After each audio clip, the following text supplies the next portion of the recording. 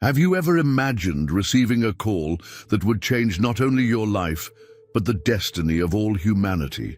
Approximately 4,000 years ago, an ordinary man received precisely that kind of call. His name was Abram, later known as Abraham, and his story is so extraordinary that it continues to influence more than half of the world's population to this day. Three of the world's largest religions, Judaism, Christianity, and Islam, regard him as their spiritual father. Billions of people trace their spiritual heritage back to this man who, at the age of 75, made a decision that would alter the course of history forever. This is the story of how a childless elderly man became the father of nations, how an ordinary man became one of the greatest examples of faith of all time, and how a simple journey turned into one of the greatest adventures ever recorded in the pages of the Bible. Get ready to discover the incredible story of Abraham, the father of nations. Our story begins in one of the most important cities of antiquity, Ur of the Chaldeans. Located in southern Mesopotamia, modern-day Iraq, Ur was an impressive city for its time, around 2,000 years before Christ. With approximately 250,000 inhabitants, it was a metropolis surrounded by high, strong walls, protecting its palaces, temples, and houses made of mud bricks. As revealed in Genesis 11:27, this is the account of Terah's family line. Terah became the father of Abram, Nahor, and Haran. And Haran became the father of Lot. It was a family living in a highly developed society for that time. The Sumerians, who inhabited Ur, already knew cuneiform writing, mastered mathematics and astronomy, and had a complex system of laws and commerce. At the heart of the city stood a massive pyramid-shaped temple known as a ziggurat, dedicated to the moon god, Nana. As we read in Joshua 24:2, "This is what the Lord, the God of Israel, says. Long ago, your ancestors, including Terah the father of Abraham and Nahor, lived beyond the Euphrates River and worshipped other gods." Abram's family, therefore, lived in a deeply polytheistic society, where people worshipped various gods, with the moon being one of the principal deities. In Genesis 11:28-29, the Bible recounts a tragic event in the family. While his father Terah was still alive, Haran died in Ur of the Chaldeans, the land of his birth. Abram and Nahor both married. The name of Abram's wife was Sarai, and the name of Nahor's wife was Milcah. She was the daughter of Haran, the father of both Milcah and Iscah. After Haran's premature death, his son Lot came under the care of his uncle Abram, a decision that would have great consequences in the future. Ur was an important commercial hub, strategically located near the Euphrates River. Merchants traveled throughout the region, trading goods such as wool, dates, grains, and precious metals. Terah's family was likely involved in this prosperous trade, as we later see that they owned considerable wealth in livestock and servants. Then something extraordinary happened. As we read in Genesis 11:31, Terah took his son Abram, his grandson Lot, son of Haran, and his daughter-in-law Sarai, the wife of his son Abram, and together they set out from Ur of the Chaldeans to go to Canaan. But when they came to Haran, they settled there. The text does not tell us exactly why Terah decided to leave Ur, but this decision marked the beginning of a great journey. The family caravan traveled about 1,000 kilometers north, following the course of the Euphrates River until they reached the city of Haran in present-day southeastern Turkey. It was a well-established trade route, but still dangerous, prone to bandit attacks and the harsh desert climate. The family settled temporarily in Haran, and there Terah died. As Genesis 11:32 states, Terah lived 205 years, and he died in Haran. It was in Haran that the most crucial moment of this part of the story occurred. In Genesis 12:1-3, we read about God's revolutionary call. The Lord had said to Abram, "Go from your country, your people, and your father's household to the land I will show you. I will make you into a great nation, and I will bless you. I will make your name great, and you will be a blessing. I will bless those who bless you, and whoever curses you I will curse, and all peoples on earth will be blessed through you." This call was absolutely unique for its time.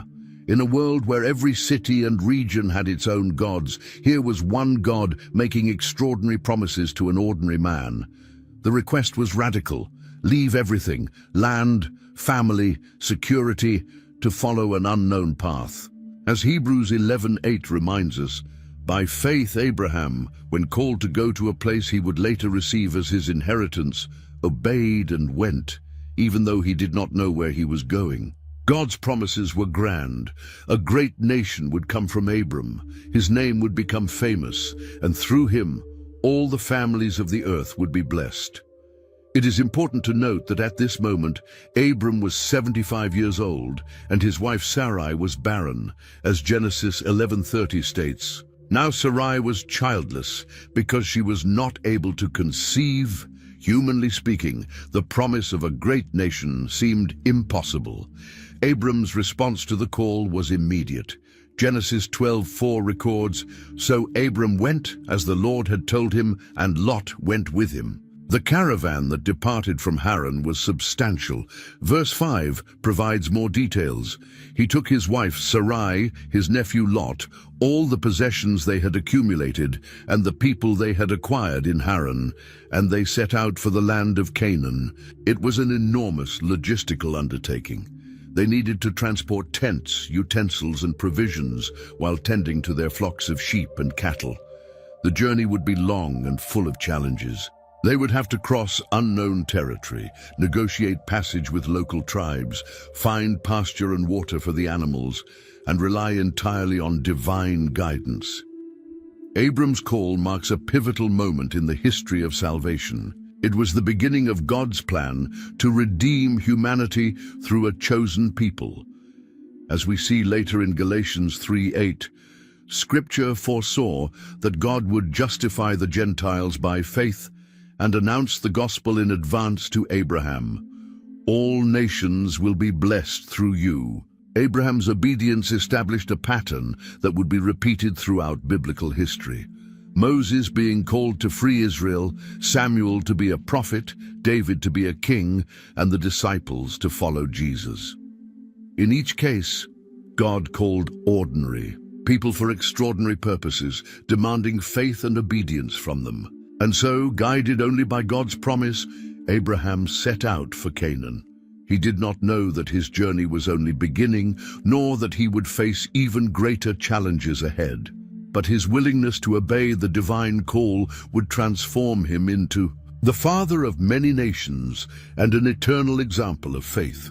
After the long journey from Haran, Abraham finally arrived in the land of Canaan. In Genesis chapter 12, verse 6, we read, "Abram traveled through the land as far as the site of the great tree of Moreh at Shechem. At that time, the Canaanites were in the land."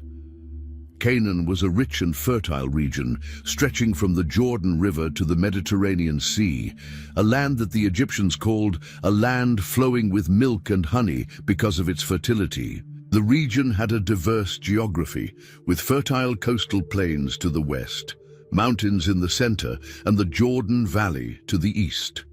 The climate varied by region, milder near the sea, dry inland, with two main seasons, rainy and dry. It was a strategically located land, serving as a bridge between the great civilizations of Egypt and Mesopotamia. At that time, Canaan was not a unified kingdom, but a collection of independent city-states, each with its own king. The Canaanites were known for their advanced agriculture and trade, but also for their pagan religious practices, which included human sacrifices and immoral rituals. As Genesis chapter 12 verse 7 tells us, "The Lord appeared to Abram and said, 'To your offspring I will give this land.' So he built an altar there to the Lord, who had appeared to him." This was a significant moment, the first altar built by Abraham in the Promised Land, marking the beginning of a new era of worshipping the true God in a land filled with idols. But soon came the first great trial.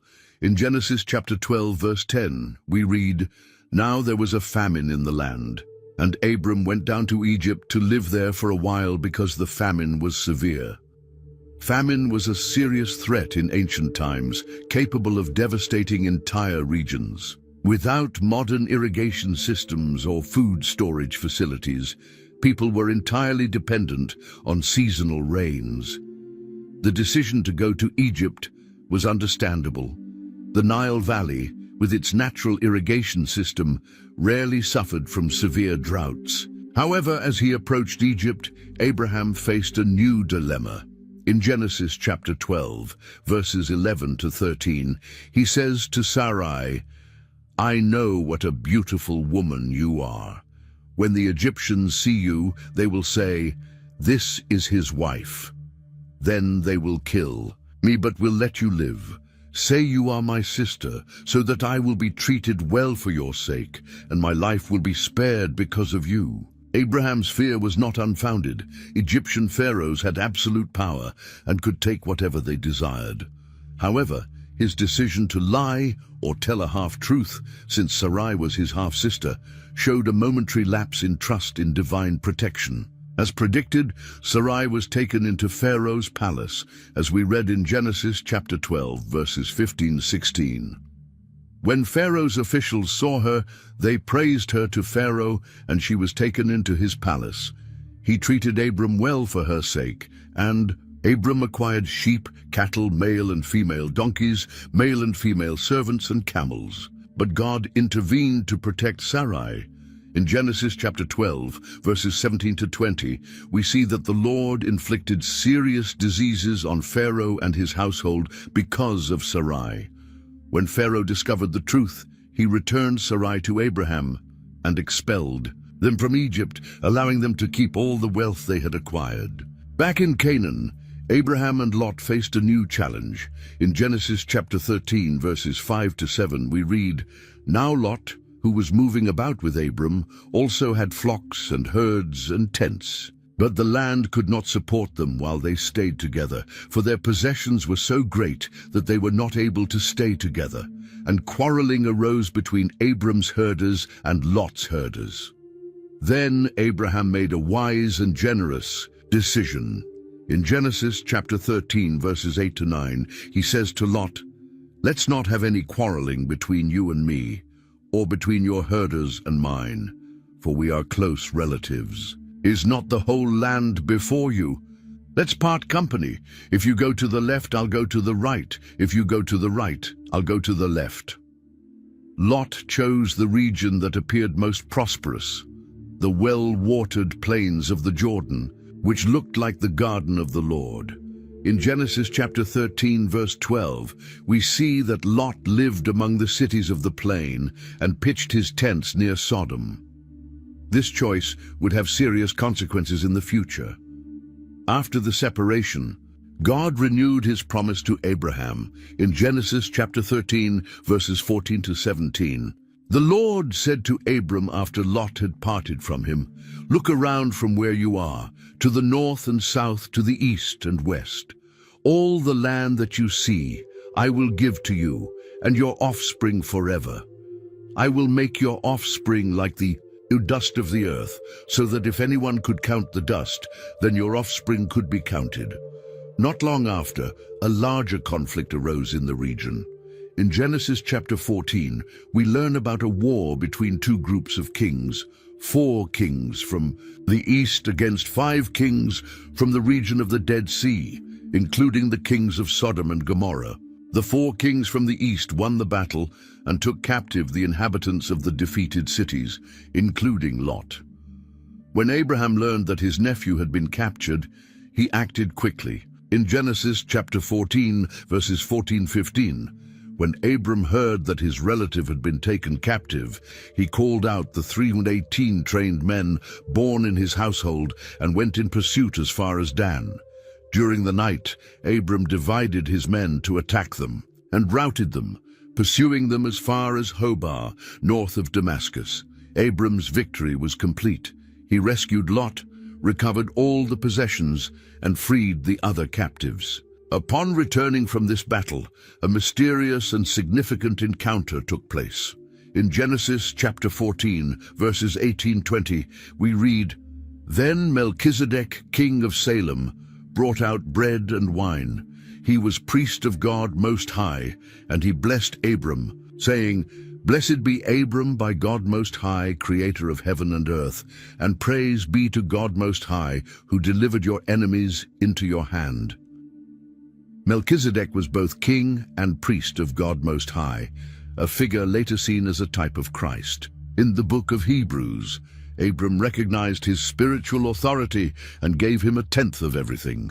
Soon after, when the king of Sodom offered Abram the recovered goods, he nobly refused, saying in Genesis chapter 14, verses 22-23, "With raised hand I have sworn an oath to the Lord, God Most High, creator of heaven and earth, that I will accept nothing belonging to you, not even a thread or the strap of a sandal, so that you will never be able to say, 'I made Abram rich.'"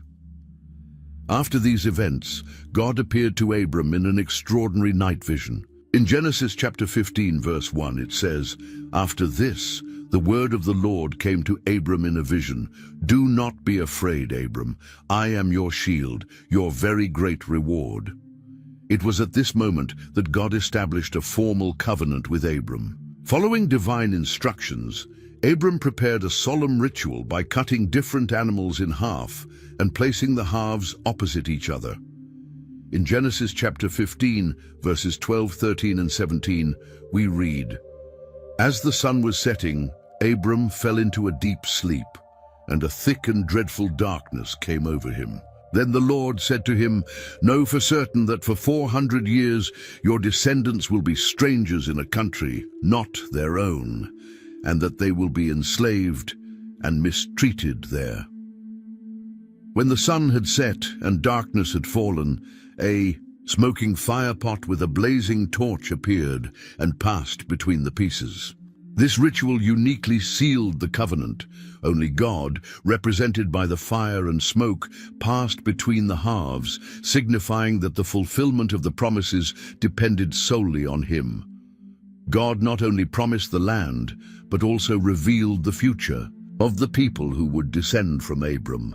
There would be a period of slavery in Egypt, followed by deliverance and a return to the promised land. Years passed, and the promise of a child seemed increasingly distant. In Genesis chapter 16, verse 1, we read, "Now Sarai, Abram's wife, had borne him no children, but she had an Egyptian slave named Hagar. The situation was distressing for Sarai, who was beyond childbearing age. In the culture of that time, there was a practice that may seem strange to us today. When a wife could not bear children, she could give her servant to her husband as a surrogate. Children born from this union would be legally considered the wife's offspring. This practice was well established in Mesopotamia, as evidenced by ancient documents found in the city of Nutsi. This is how, in Genesis chapter 16, verses 2-3, we see, "So Sarai said to Abram, 'The Lord has kept me from having children. Go, sleep with my slave. Perhaps I can build a family through her.' Abram agreed to what Sarai said.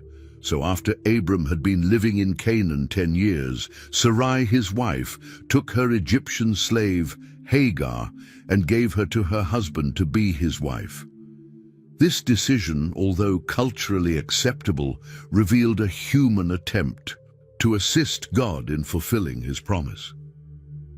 Hagar was an Egyptian servant, probably acquired during Abram and Sarai's stay in Egypt. As a servant, she had no choice. Her social position compelled her to comply with her master's decision. However, the situation soon became complicated.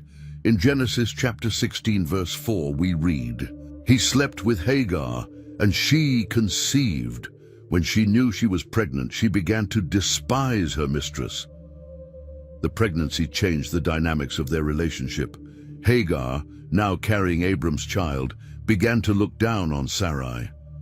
The tension escalated quickly. In Genesis chapter 16, verses 5-6, Sarai complained to Abram, You are responsible for the wrong I am suffering.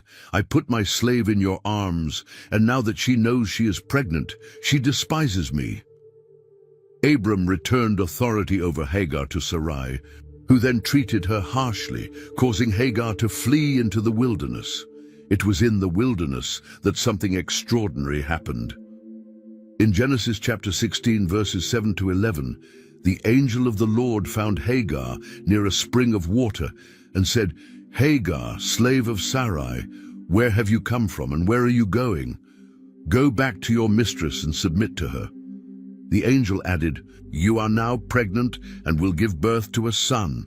You shall name him Ishmael, for the Lord has heard of your misery." The name Ishmael means God hears, a constant reminder of divine intervention in her life. The angel also foretold Ishmael's future in Genesis chapter 16, verse 12. "He will be a wild donkey of a man. His hand will be against everyone, and everyone's hand against him, and he will live in hostility toward all his brothers." Hagar returned and gave birth to Ishmael when Abram was 86 years old.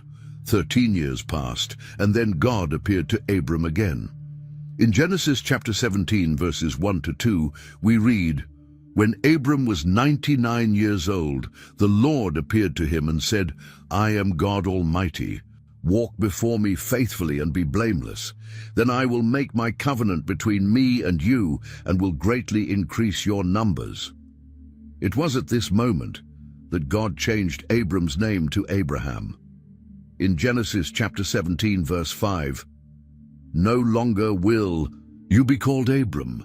Your name will be Abraham, for I have made you a father of many nations." The name Abram meant exalted father, while Abraham means father of a multitude. Similarly, Sarai had her name changed to Sarah, as seen in verse 15.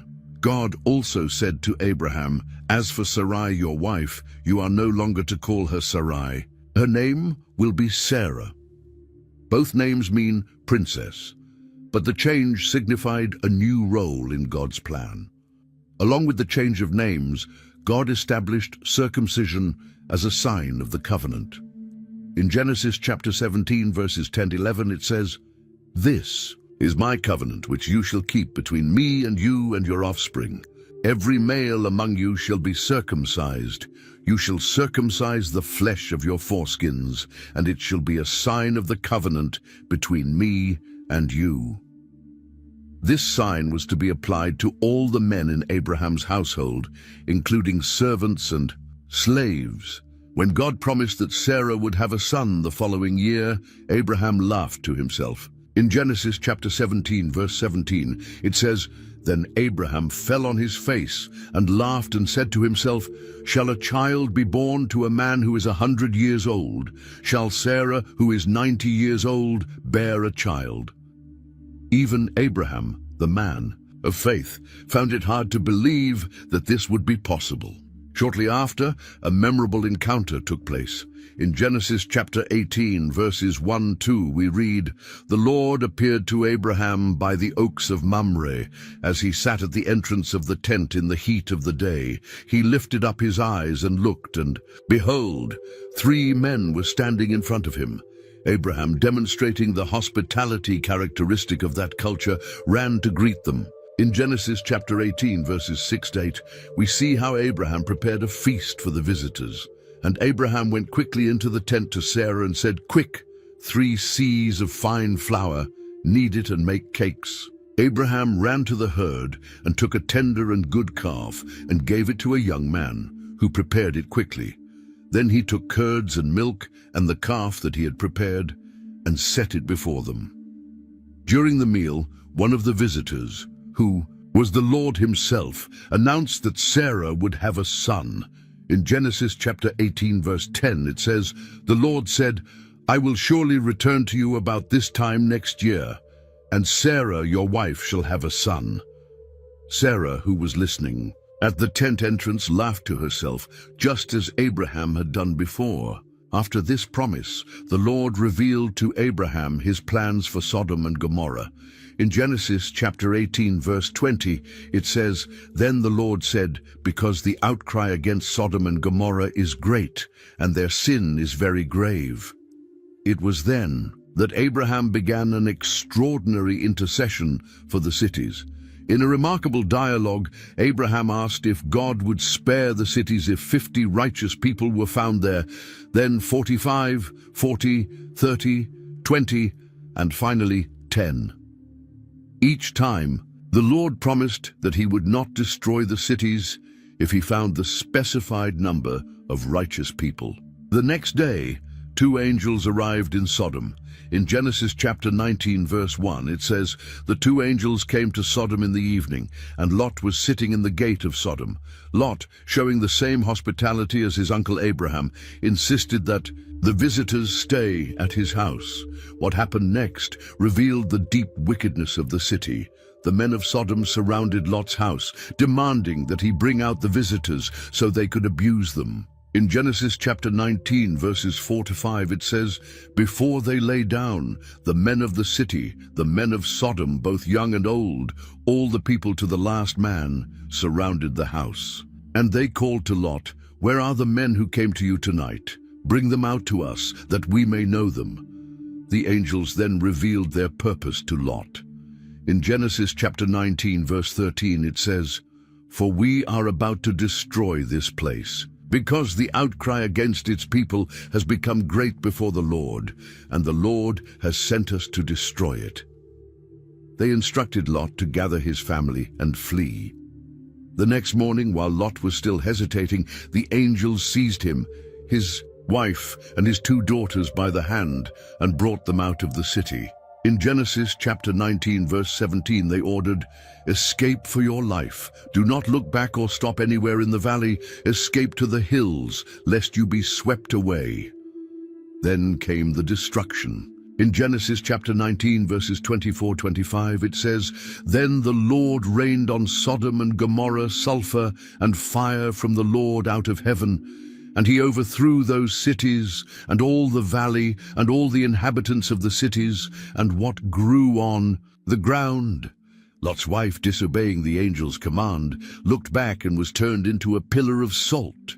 The destruction was so complete that in Genesis chapter 19, verse 28, we read, "And Abraham went early in the morning to the place where he had stood before the Lord, and he looked down toward Sodom and Gomorrah, and toward all the land of the valley, and he saw the smoke of the land going up like the smoke of a furnace." The consequences of this event were lasting, serving as a warning about divine judgment against sin. Meanwhile, the promise of a child through Sarah was about to be fulfilled. Time passed exactly as the Lord had said.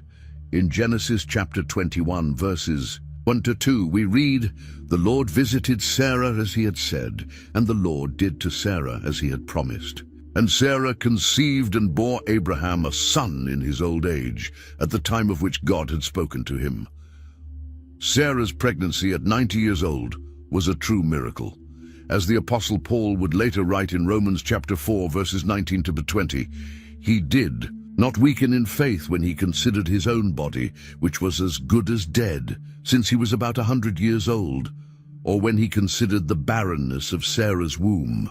No unbelief made him waver concerning the promise of God, but he grew strong in his faith as he gave glory to God."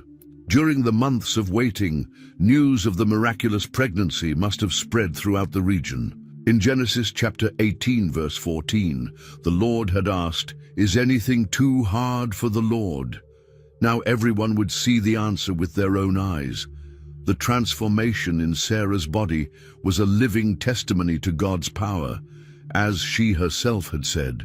In Genesis chapter 18, verse 12, "After I am worn out and my Lord is old, shall I have pleasure?" But God had renewed her youth to fulfill his promise. Abraham, now 100 years old, awaited the birth with a mixture of expectation and awe. He, who had laughed with joy and disbelief when God announced the birth, now saw the promise materialize before his eyes. The great day has finally arrived. In Genesis chapter 21 verse 3 we read, Abraham named his son, the one born to him, whom Sarah bore to him, Isaac. The name Isaac means laughter, or he laughs, serving as a permanent reminder of both his parents' initial disbelief and their ultimate joy.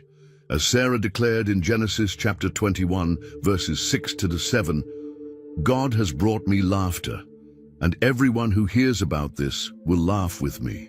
And she added, who would have said to Abraham that Sarah would nurse children, yet I have borne him a son in his old age?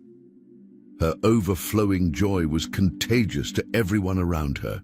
Isaac's arrival deeply impacted the entire community.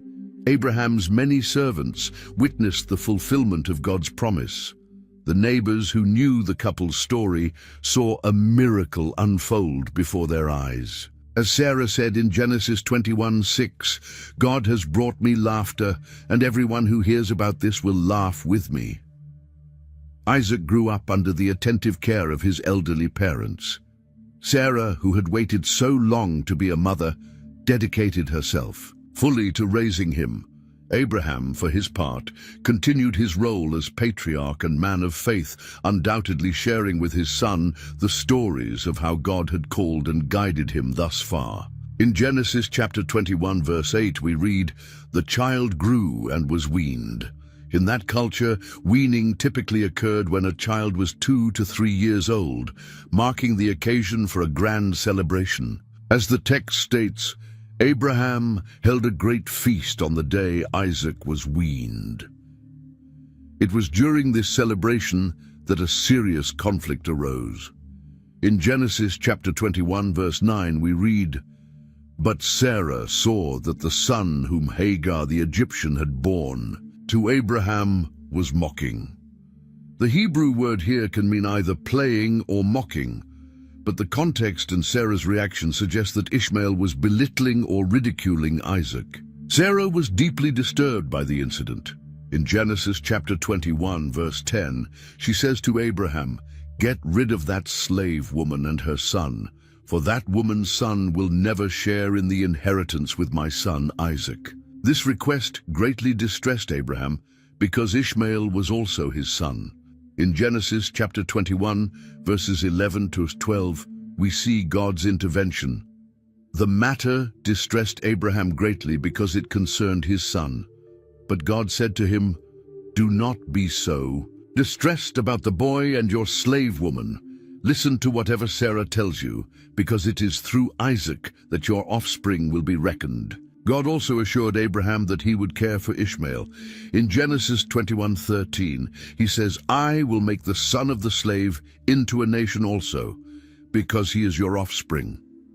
With this divine assurance, Abraham rose early the next morning and sent Hagar and Ishmael away, giving them bread and a skin of water. Hagar and Ishmael's journey through the desert was harsh. When the water ran out, Hagar placed the boy under a bush and moved away, unable to watch him die. But God heard Ishmael's cries. In Genesis 21 verses 17 to 19, the angel of God called to Hagar and said, what is the matter, Hagar? Do not be afraid. God has heard the boy crying. Lift the boy up and take him by the hand, for I will make him into a great nation. Then God opened Hagar's eyes, and she saw a well of water, saving their lives. After these events, Abraham settled in the region of Gerar, where King Abimelech ruled.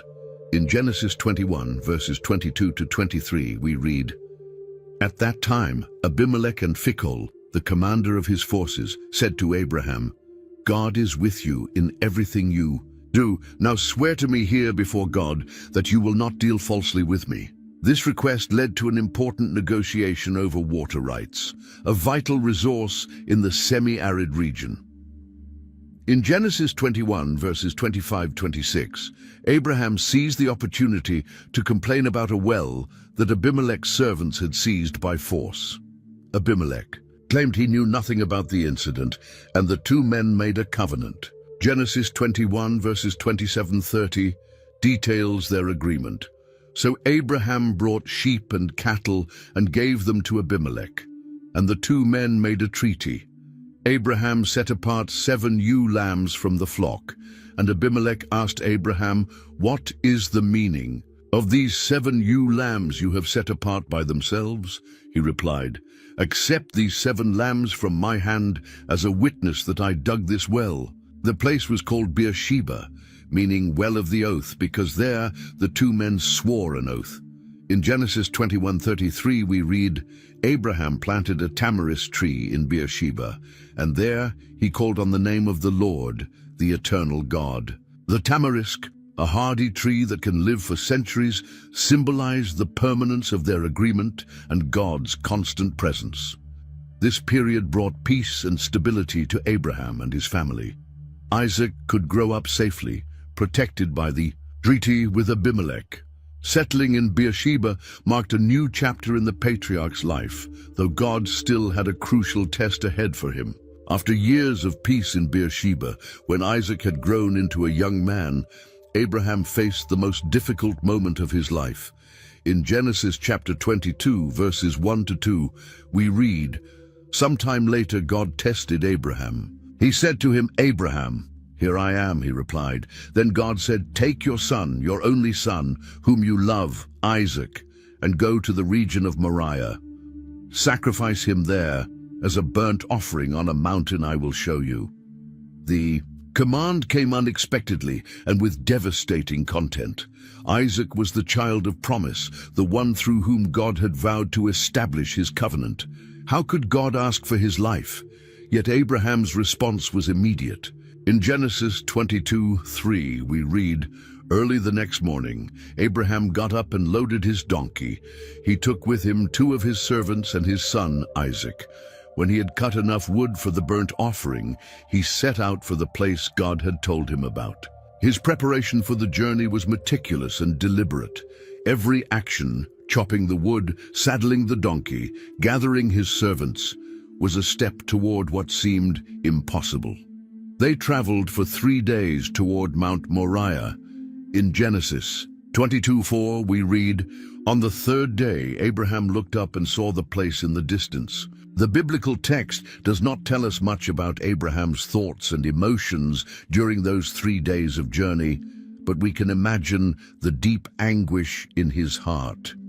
However, the author of Hebrews gives us a clue in Hebrews chapter 11, verses 17 to 19. By faith Abraham, when he was tested, offered up Isaac, considering that God was able even to raise him from the dead. When they arrived near the mountain, Abraham made a significant decision.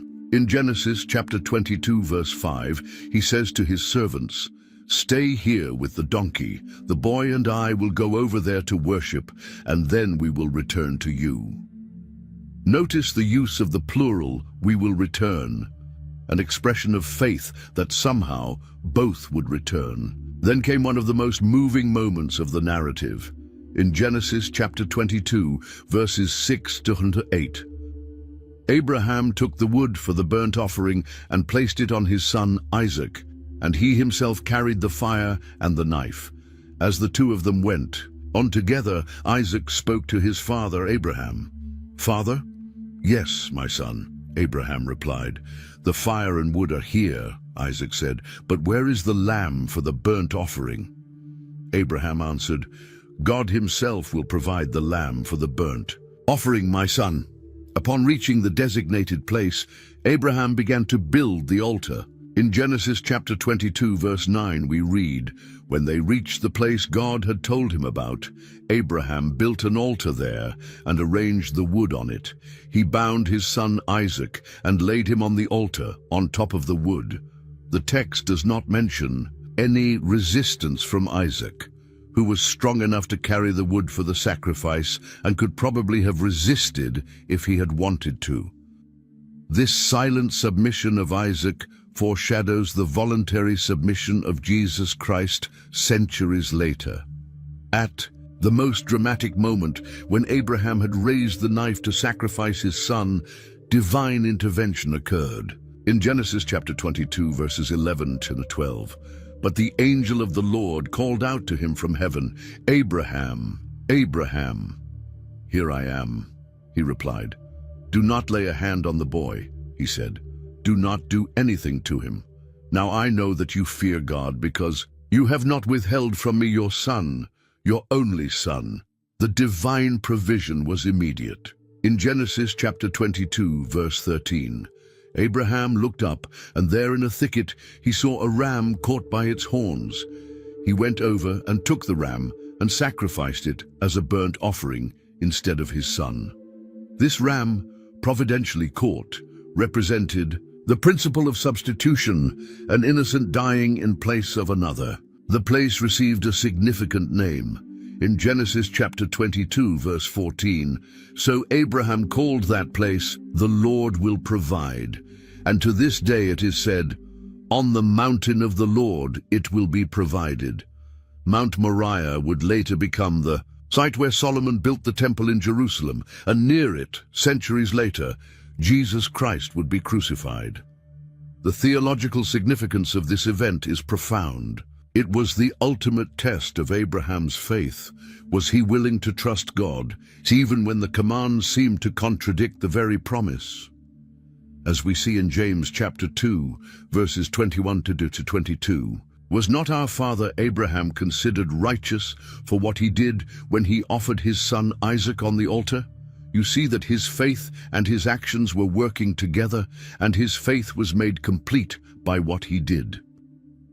The parallel with the sacrifice of Christ is remarkable. Just as Abraham was willing to offer his only son, God the Father would give his only son to die for the sins of humanity. As Jesus said in John chapter 8, verse 56, "Your father Abraham rejoiced at the thought of seeing my day. He saw it and was glad." After the test, God renewed and expanded his promises. In Genesis chapter 22, verses 16 to 18, "I swear by myself, declares the Lord, that because you have done this and have not withheld your son, your only son, I will surely bless you and make your descendants as numerous as the stars in the sky and as the sand on the seashore. Your descendants will take possession of the cities of their enemies, and through your offspring all nations on earth will be blessed, because you have obeyed me." The return home must have felt profoundly different from the journey there. Father and son had experienced something extraordinary together. Abraham's faith had been tested and strengthened, and Isaac had witnessed firsthand God's faithfulness and provision. The impact of this event on the community must have been significant. News that Abraham was willing to sacrifice his beloved son in obedience to God, and how God intervened at the last moment, surely spread quickly. This story would become a powerful testimony for future generations about the importance of faith and obedience. Life after the test was marked by deeper peace and trust. Abraham had learned in the most dramatic way possible that he could fully trust God, as Paul would later write in Romans chapter 4, verses 22 to 21. Yet he did not waver through unbelief regarding the promise of God, but was strengthened in his faith and gave glory to God, being fully persuaded that God had power to do what he had promised. The development of Abraham's character reached its peak in this test. He had grown from a man who occasionally lied about his wife out of fear into someone capable of trusting God even when everything seemed lost. His influence on others became even greater, for now he could speak with authority about trusting God in the most difficult situations. Life continued in Beersheba, but nothing would be the same. Abraham and Isaac had experienced something that would forever change their understanding of God and his faithfulness. The final years of Abraham's life were marked by significant events, beginning with the loss of his beloved wife, Sarah. In Genesis chapter 23, verses 1 to 2, we read, "Sarah lived to be 127 years old. She died at Kiriath Arba, that is Hebron, in the land of Canaan. And Abraham went to mourn for Sarah and to weep over her." The death of Sarah led Abraham to acquire his first permanent property in the Promised Land. In Genesis chapter 23, verses 3 to 4, we see Abraham negotiating with the Hittites. Then Abraham rose from beside his dead wife and spoke to the Hittites. He said, "I am a foreigner and stranger among you. Sell me some property for a burial site here so I can bury my dead." The negotiation for the cave of Machpelah is described in detail in the Bible, highlighting the respect Abraham had earned among the land's inhabitants. In Genesis chapter 23, verses 8 to 9, Abraham specifically requests, he said to them, "If you are willing to let me bury my dead, then listen to me and intercede with Ephron, son of Zohar, on my behalf. So he will sell me the cave of Machpelah, which belongs to him and is at the end of his field. Ask him to sell it to me for the full price as a burial site among you." Even when Ephron offered to give the cave as a gift, Abraham insisted on paying the fair price. In Genesis chapter 23, verse 16, it is recorded, Abraham agreed to Ephron terms and weighed out for him the price he had named in the hearing of the Hittites, 400 shekels of silver, according to the weight current among the merchants. This purchase established a burial place for his family that remains significant to this day. After Sarah's death, Abraham turned his attention to Isaac's marriage. In Genesis chapter 24, verse 1, we read, "Abraham was now very old, and the Lord had blessed him in every way.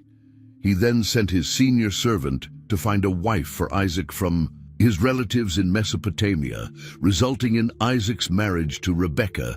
In Genesis chapter 25, verses 1 to 2, we learn that Abraham remarried.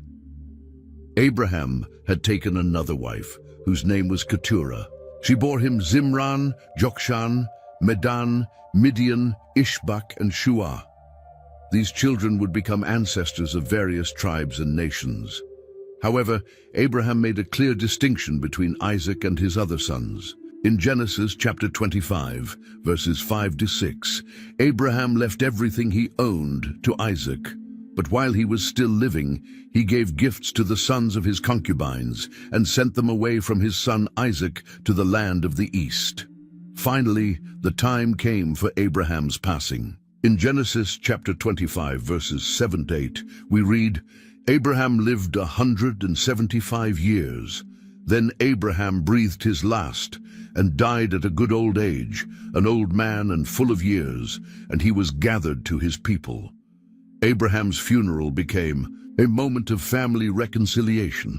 In Genesis chapter 25, verse 9, it states, "His sons, Isaac and Ishmael, buried him in the cave of Machpelah near Mamre, in the field of Ephron, son of Zohar the Hittite." The presence of Ishmael joining Isaac in burying their father symbolizes a touching reconciliation between the brothers. The burial site, the cave of Machpelah, became a lasting symbol. Sarah was already buried there, and later Isaac, Rebekah, Jacob, and Leah would be interred there as well. To this day, the site in Hebron is considered sacred by the three major Abrahamic religions. Abraham's impact on Judaism is fundamental.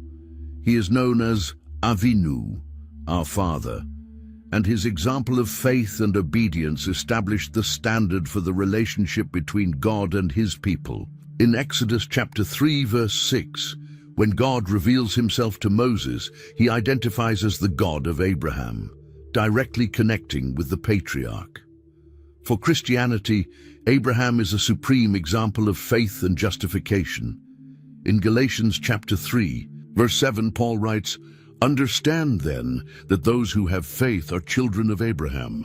Abraham's willingness to sacrifice Isaac is seen as a foreshadowing of the sacrifice of Jesus Christ, and his faith is presented as a model for Christians in Romans chapter 4.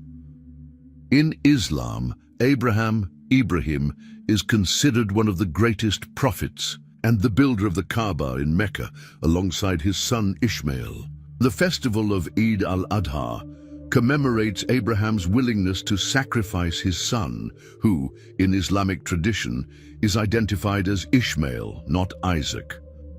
The places associated with Abraham are shared by the three religions.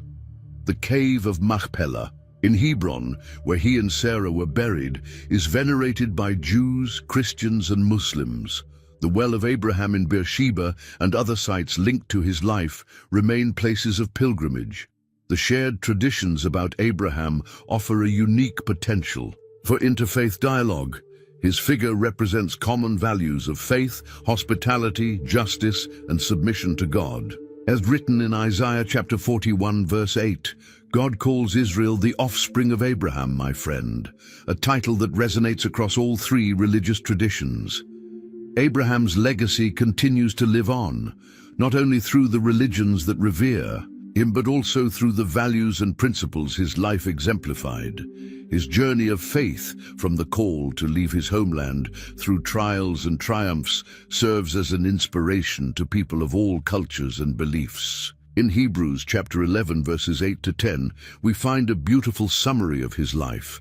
By faith, Abraham, when called to go to a place he would later receive as his inheritance, obeyed and went, even though he did not know where he was going. By faith he made his home in the promised land, like a stranger in a foreign country. He lived in tents, as did Isaac and Jacob, who were heirs with him of the same promise. For he was looking forward to the city with foundations, whose architect and builder is God. Indeed, Abraham's story is more than a historical narrative. It is an eternal testimony to the power of faith, the faithfulness of God, and how an ordinary person can become an instrument of blessing for all humanity. As God promised at the beginning of his journey in Genesis chapter 12, verse 3, "Through you, all the families of the earth will be blessed." This promise continues to be fulfilled today, as billions find inspiration and guidance in the life of this extraordinary man known as the Friend of God. And so we come to the end of this incredible journey through the life of a man who changed the course of history. Abraham shows us that great stories don't have to start with great heroes. They begin with ordinary people who choose to trust God in extraordinary ways. If you stop to think, you might be facing your own challenges right now. Perhaps God is calling you to take a step of faith, to trust him even when the path ahead seems unclear. Abraham's story reminds us that we don't need to have all the answers to take the first step. If this story has touched your heart and helped you understand God's word more deeply, don't keep it to yourself. Share this video with someone who needs encouragement today. Every share could reach someone who needs to hear about God's faithfulness. Subscribe to our channel for more Bible stories told in a deep and engaging way. Turn on the notification bell so you won't miss any new videos. Next week, we will continue our journey through the great stories of the Bible. Let us know in the comments which part of Abraham's story impacted you the most. Your participation enriches our community and helps us create even better content. See you in the next video. And remember, just like Abraham, you too can be part of God's extraordinary plans.